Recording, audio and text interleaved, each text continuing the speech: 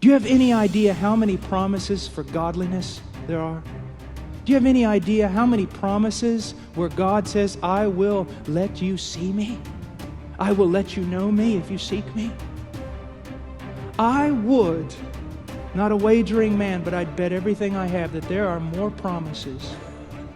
There are more promises in the Bible with regard to you growing in grace and overcoming sin and being used of God and trampling on serpents and every other sort of thing. There are enough promises there that if a man were to pray only over those promises 24 hours a day, he would have to live 10,000 lifetimes to win them, to avail himself of them. Do you understand what I'm saying?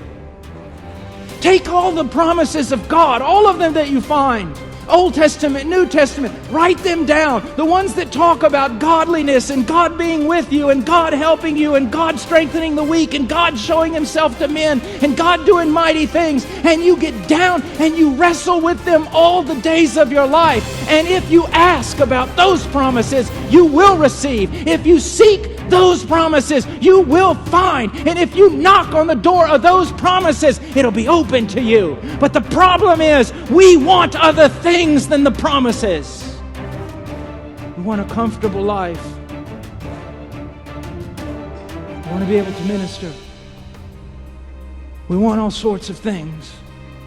And God has other plans, higher plans, greater plans,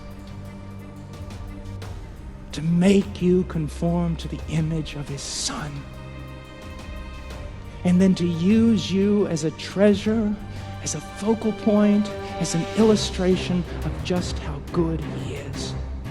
To take you throughout all of eternity and lavish upon you greater and greater demonstrations of His goodness. He has such plans for you. You have such meager, pitiful plans for yourself.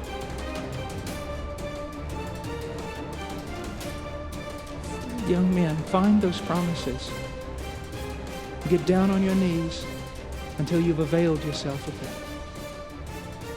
Take them one at a time. Wrestle with them. Cry out to God.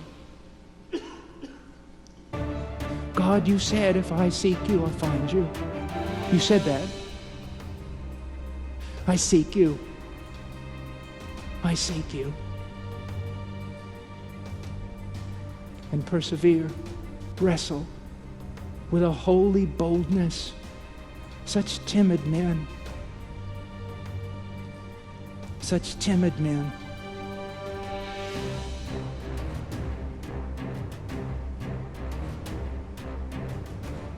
And how easy we forget, those of us who know.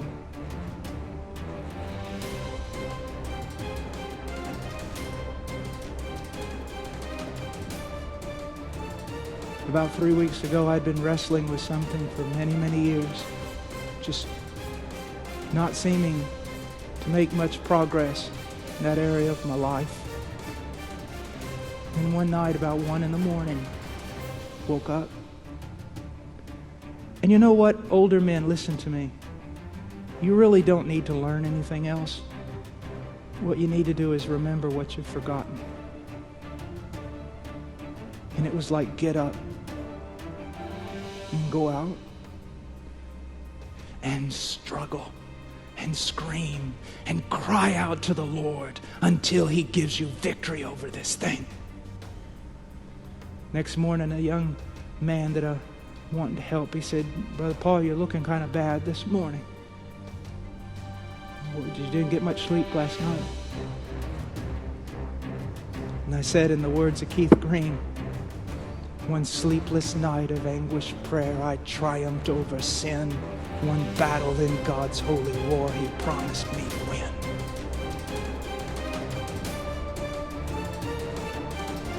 There's so many things that pick at you. Like those Canaanites in the land. Drive them out. Take God's promises and drive them out. Brother Paul, I have this one sin I can't overcome. Then fast and pray and drive it out. Grab a hold of grace. Avail yourself of promises. Be sick of the thing. The problem is, at first you're sick of the thing, and then you begin to be able to live with the thing, and then the thing becomes a part of your life. Young men, warriors, and radical Christians aren't those who listen to contemporary music and wear t-shirts with verses on the back. And it's not necessarily those who hit the streets going door to door. You give me one man who'll take the promises of God and fight through them on his knees in the darkness when no one else is around. Everything else will fall in place. There is nothing, there is absolutely nothing in your life that cannot be overcome through wrestling and prayer and believing and availing yourself of the promises of God.